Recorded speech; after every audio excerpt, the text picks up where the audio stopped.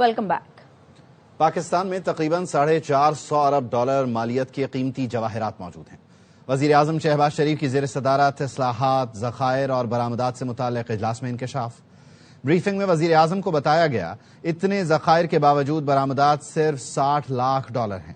وطن عزیز میں زمرد، یاقوت، پکھرات سمیت کئی قیمتی جواہرات پائے جاتے ہیں۔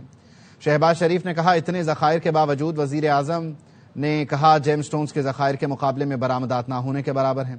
پاکستانی قیمتی پتھر عالمی معیار کے ہیں۔ پالیسی فریم ورک سے 5 برس میں برآمدات کا ہدف $1 ارب تک پہنچانا ممکن ہے۔ وزیر اعظم نے قیمتی پتھروں کے لیے قومی پالیسی فریم ورک کی منظوری دی۔ جیولوجیکل سروے سے ذخائر کے جغرافی اور مالیت کا تعین کرنے کی بھی ہدایت کر دی۔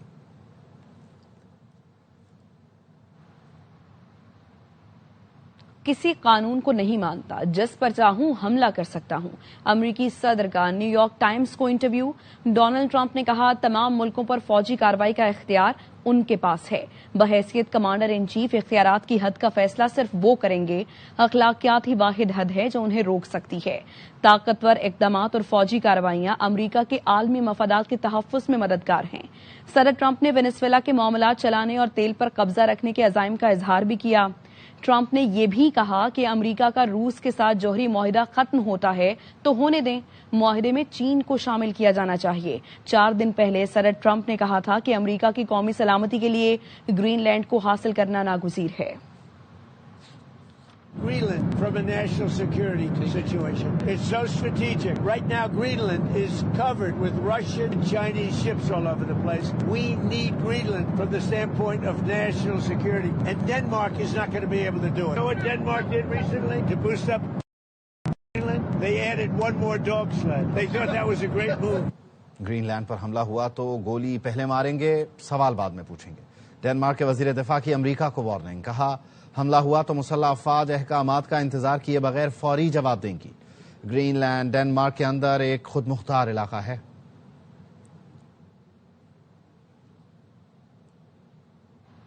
گرین لینڈ کے باشندوں کو رقم دے کر ساتھ ملانے کا امریکی منصوبہ۔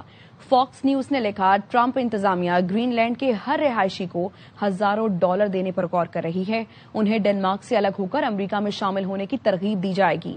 57,000 افراد کو فیکس $10,000 سے $1 لاکھ تک دیے جا سکتے ہیں۔ منصوبے پر مجموعی طور پر $6 ارب لاگت آئے گی۔ امریکہ آہستہ آہستہ اتحادیوں سے دور ہو رہا ہے۔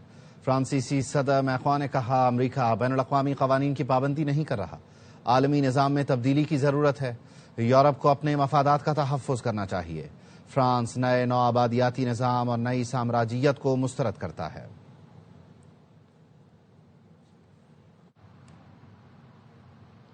امریکی صدر ٹرمپ نے ایران کو پھر سخت انتباہ کر دیا۔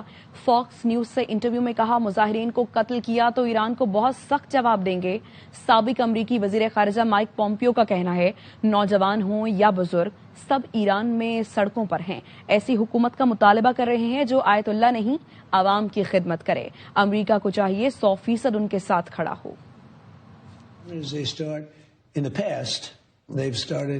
shooting the hell out of people. The crowds are so big. The enthusiasm to overturn that regime is incredible. There's been people killed, but it's more from death by, it's literally stopping people running in a certain direction. It's a stampede. There's so many people protesting. Nobody's ever seen anything like what's happening right now. But I have put Iran on notice that if they start shooting at them, they're totally unarmed people.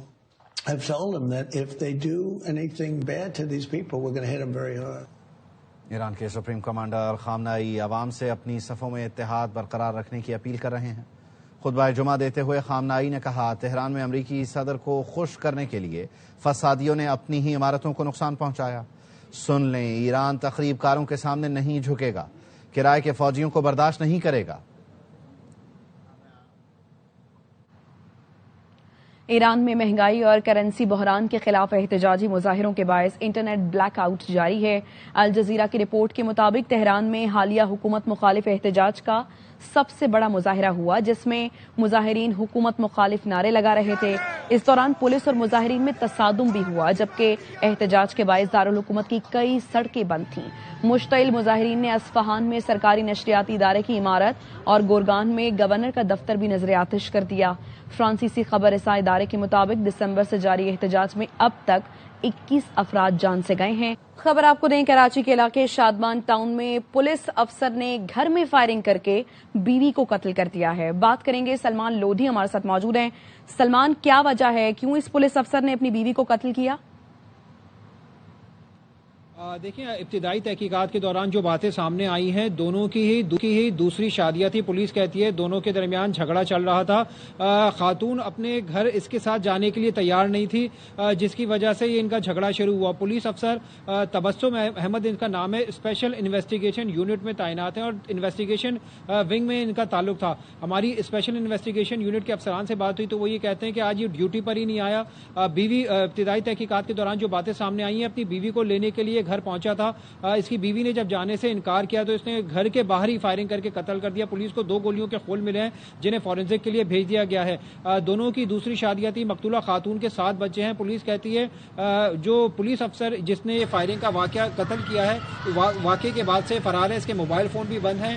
Special investigation unit سے بھی police رابطہ کر رہی ہے تاکہ اس کے بارے میں مزید معلومات اکٹھی کی جا سکے، لیکن اب تک اس پولیس والے کا کچھ پتہ نہیں چل سکا ہے۔ مقتولہ خاتون کی لاش کو ضابطے کی کارروائی کے لیے عباسی شہید اسپتال منتقل کیا جا رہا ہے، جہاں اس کا پوسٹ مارٹم کیا جا رہا ہے۔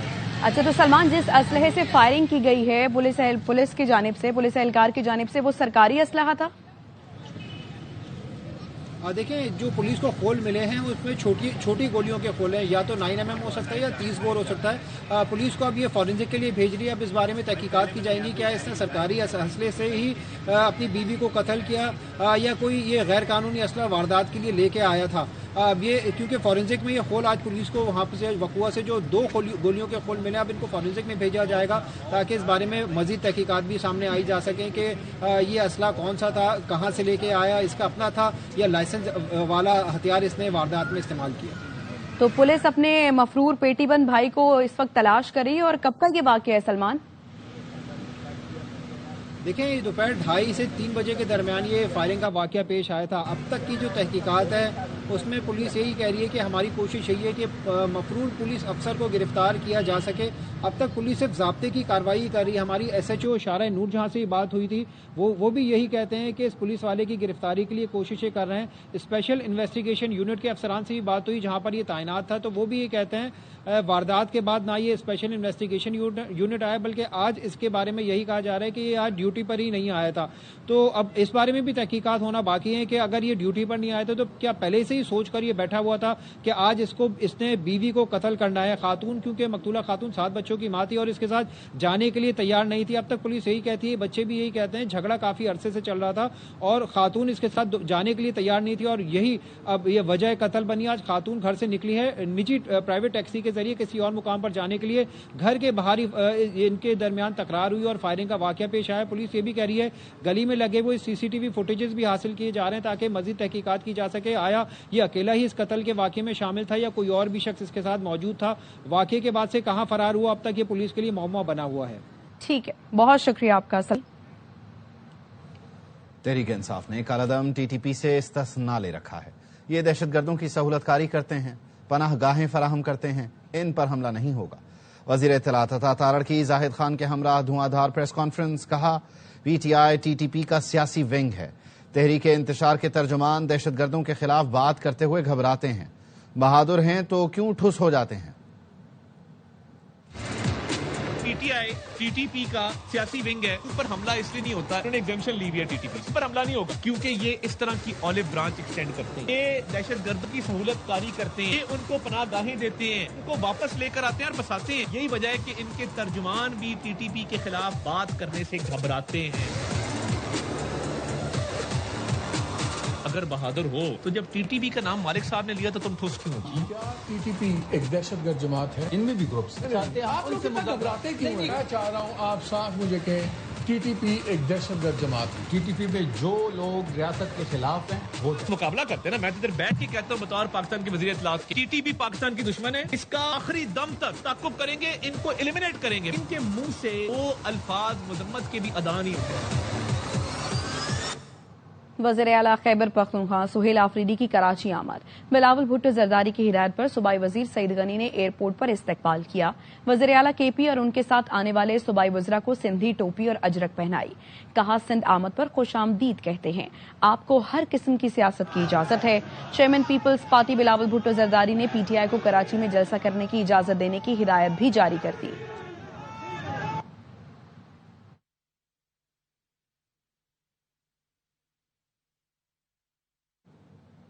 سینیٹر فیصل وافدہ نے ایکس پر پوسٹ میں لکھا کہ سندھ کی ریت روایات کے حساب سے مہمان نوازی, آنے والے کو سب سے پہلے ٹوپی مطلب ٹوپی پہنائی جاتی ہے.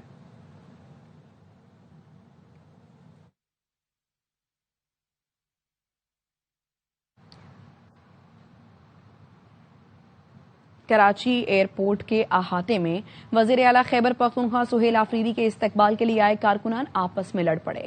کارکنان نے ایک دوسرے پر لاتوں اور مکوں سے حملہ کیا. لوگوں نے بیچ بچاؤ کرایا.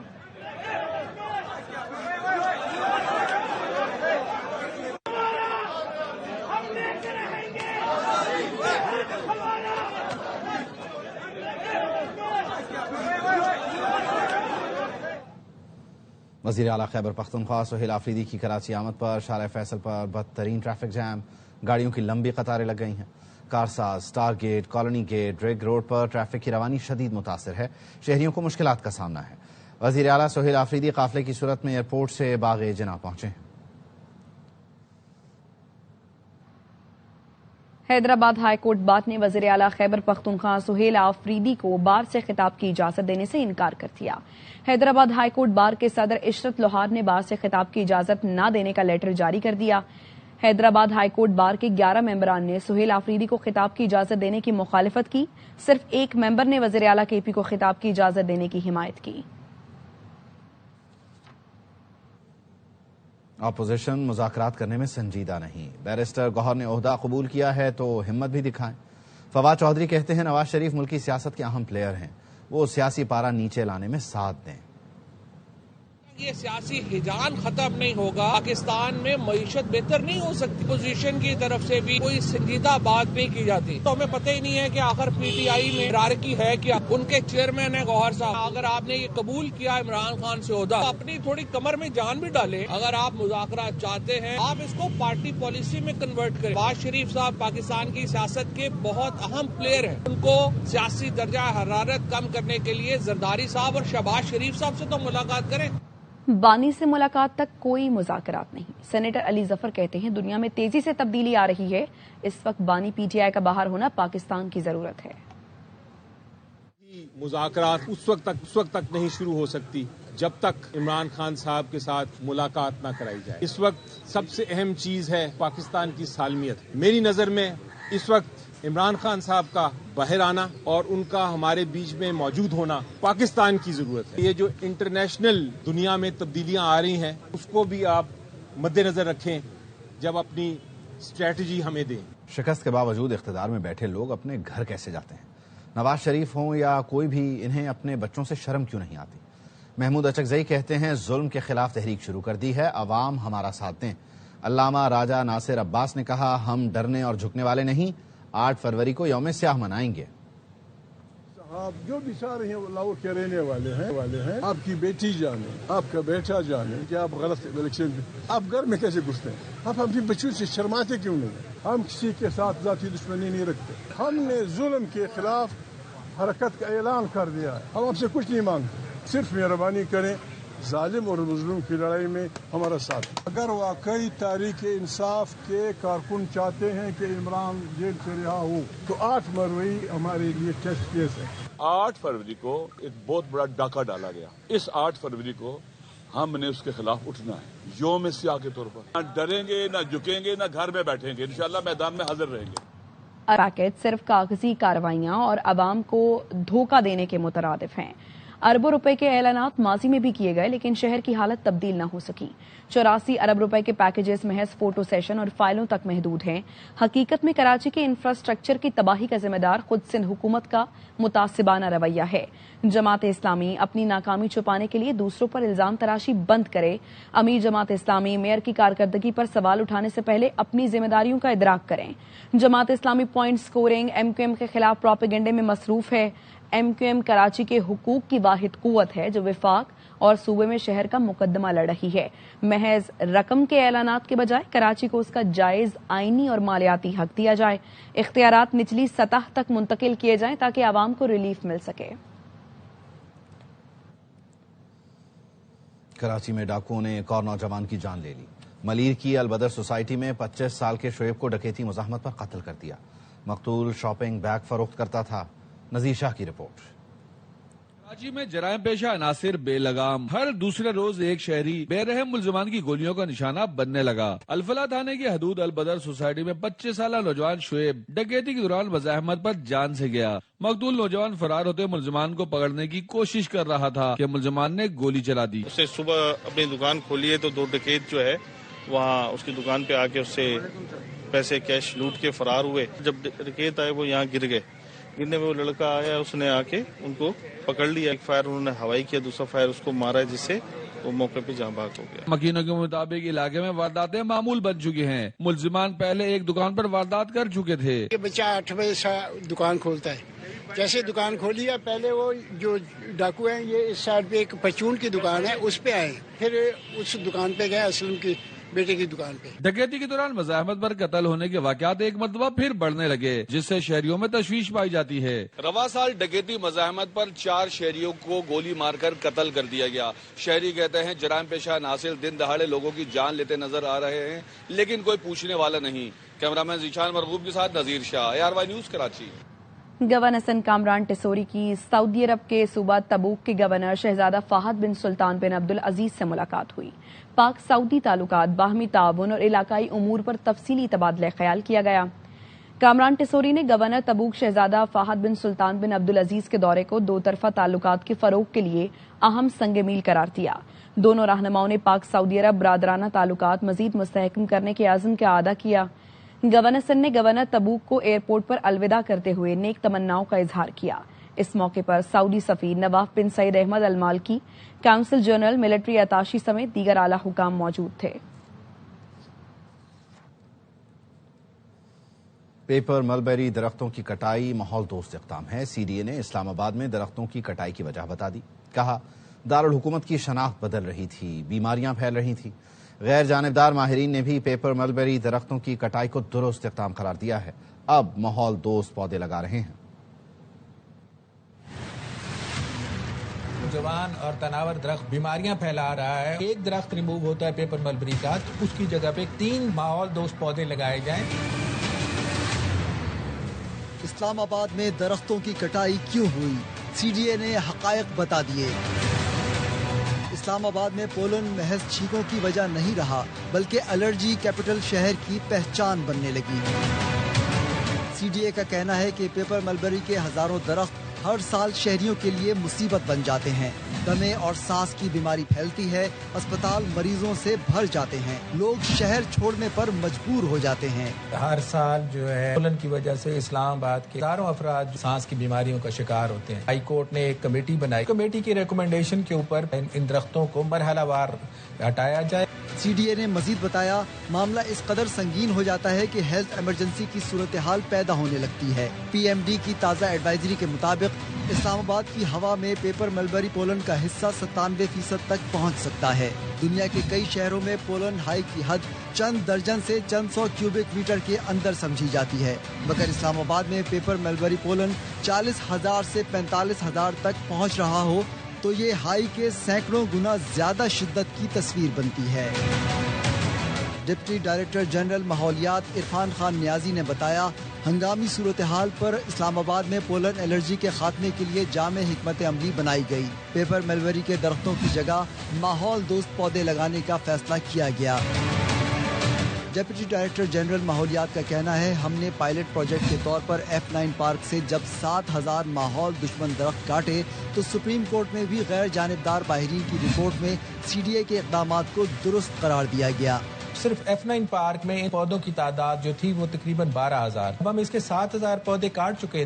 آنریبل سپریم کورٹ نے اس کا جو ہے نوٹس لیا, نے انڈیپینڈنٹ ایکسپرٹس کو بلایا اور ایکسپرٹس کی کمیٹی نے رپورٹ جمع کرائی کہ CDA جو کچھ کر رہا ہے وہ بالکل ٹھیک ہے, اور صرف پیپر ملبری ہی نہیں بلکہ دوسری جو ایلین انویسو اسپیشیز ہیں اس کو بھی ریموو کرنا چاہیے. عرفان خان نیازی کا کہنا ہے درختوں کی کٹائی کے ساتھ ماحول دوست شجرکاری مہم جاری ہے. اس 12,000 درخت کے متبادل کے طور پہ ہم نے 40,000 پودے صرف F9 میں لگائے. تو شکر پڑیاں میں ہم نے 18,000 بڑے درختوں کا ٹینڈر ہمارا ہو گیا ہے, اور ان کی جو ہے پلانٹیشن شروع ہو چکی ہوئی. ان میں کم از کم سائز ان کا جو ہے اس وقت 8 فٹ ہے. حکام کا کہنا ہے ہم درخت نہیں کاٹ رہے بلکہ لوگوں کی جان بچا رہے ہیں. برطانیہ اور یورپ میں برف کی بمباری شروع ہو گئی. دہائی کی بدترین برف باری ہو رہی ہے. برفانی طوفان گوریٹی کے باعث ویسٹ مڈلینڈز میں تعلیمی ادارے بند کر دیے گئے. 100 میل فی گھنٹہ کی رفتار سے ہوائیں چل رہی ہیں. کارنوال، ڈیون، ڈورسیٹ، سمرسیٹ، گلوسٹرشائر اور برسٹل میں 65,000 سے زائد گھر بجلی کی فراہمی سے محروم ہیں. ویسٹ مڈلینڈز میں ایمبر الرٹ جاری کر دیا گیا. برمنگھم ایئرپورٹ پر فلائٹ آپریشن معطل ہے. فرانس میں سردی کی شدت کے باعث بوسنیا میں ایک شخص ہلاک ہو گیا. ہنگری میں حد نگاہ برف کی چادر بچھی ہے. بوڈاپیسٹ کے قریب جھیلیں جم گئی ہیں. درخت، سڑکیں اور عمارتیں سب برف میں ڈھک گئے ہیں. برطانیہ میں برفانی طوفان نے تباہی مچا دی. اسکاٹ لینڈ میں 300 سے زائد اسکول بند، جبکہ مانچسٹر، برمنگھم اور شیفیلڈ کے درمیان ٹرین سروس معطل ہو گئی ہے. شدید سردی اور پھسلن کے باعث شہریوں کو محتاط رہنے کی ہدایت کی گئی ہے. زاہد نور مزید بتا رہے ہیں.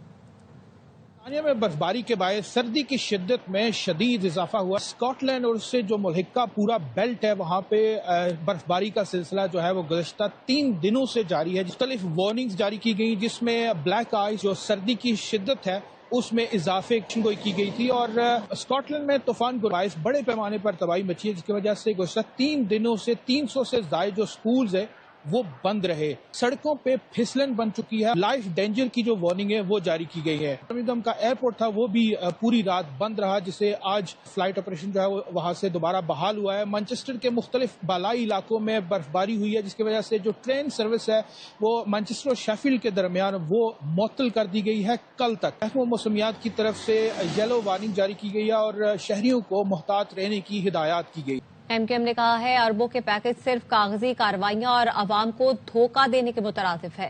اربوں روپے کے اعلانات ماضی میں بھی کیے گئے لیکن شہر کی حالت تبدیل نہ ہو سکی. 84 ارب روپے کے پیکجز محض فوٹو سیشن اور فائلوں تک محدود ہیں. حقیقت میں کراچی کے انفراسٹرکچر کی تباہی کا ذمہ دار خود سندھ حکومت کا متعصبانہ رویہ ہے. جماعت اسلامی اپنی ناکامی چھپانے کے لیے دوسروں پر الزام تراشی بند کرے. امی جماعت اسلامی میئر کی کارکردگی پر سوال اٹھانے سے پہلے اپنی ذمہ داریوں کا ادراک کریں. Jamaat Islami point scoring M Q M کے خلاف پروپیگنڈے میں مصروف ہے. ایم کیو ایم کراچی کے حقوق کی واحد قوت ہے جو وفاق اور صوبے میں شہر کا مقدمہ لڑ رہی ہے. محض رقم کے اعلانات کے بجائے کراچی اور اس کا جائز آئینی اور مالیاتی حق دیا جائے. اختیارات نچلی سطح تک منتقل کیے جائیں تاکہ عوام کو ریلیف مل سکے. کراچی کے علاقے شادمان ٹاؤن میں پولیس افسر نے فائرنگ کر کے بیوی کو قتل کر دیا. واقعے کی CCTV فوٹیج سامنے آ گئی. رپورٹ کر رہے ہیں سلمان. وہ جا چکے تھے، بھاگ گئے تھے وہ مار کے. امی اسی وقت گر گئی تھی نیچے.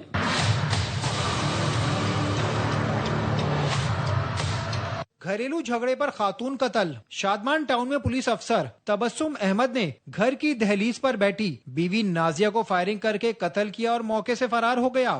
CCTV فوٹیج منظر عام پر آ گئی.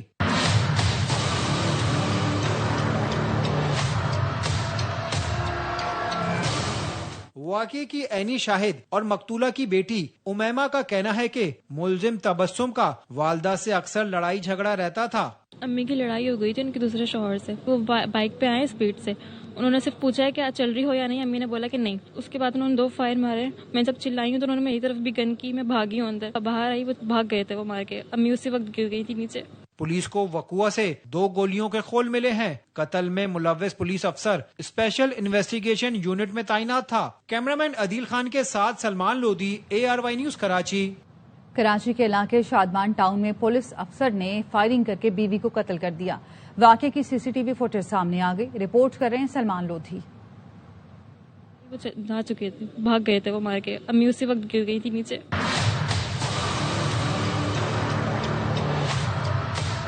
گھریلو جھگڑے پر خاتون قتل. شادمان ٹاؤن میں پولیس افسر تبسم احمد نے گھر کی دہلیز پر بیٹھی بیوی نازیہ کو فائرنگ کر کے قتل کیا اور موقع سے فرار ہو گیا. سی سی ٹی وی فوٹیج منظر عام پر آ گئی.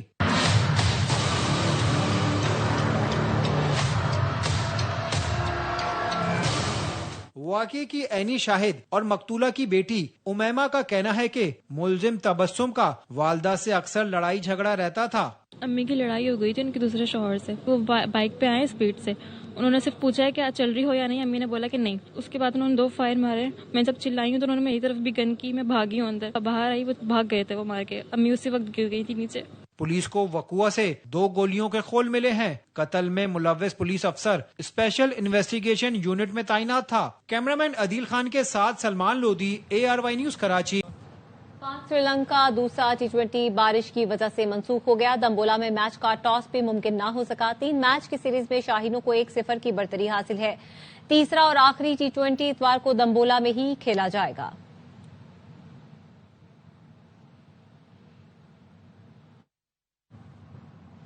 اب تک کے لیے اتنا ہی.